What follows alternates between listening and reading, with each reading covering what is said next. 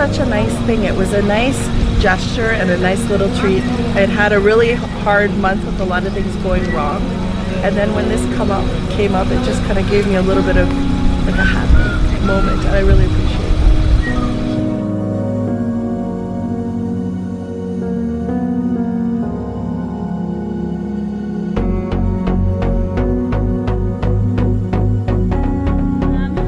I thought the event was great. I really appreciate it as a single mom. At Mother's Day, we don't really get a break. So this was amazing to have something that we actually needed, because I desperately needed an oil change.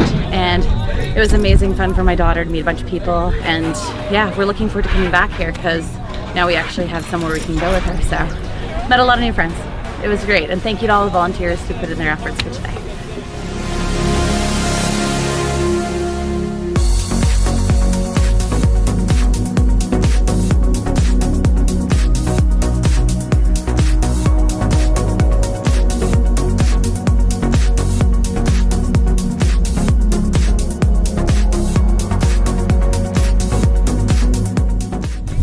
Thank all you guys. It was such a great community event, and the fact that you do this for single moms is absolutely amazing. Thank you so much.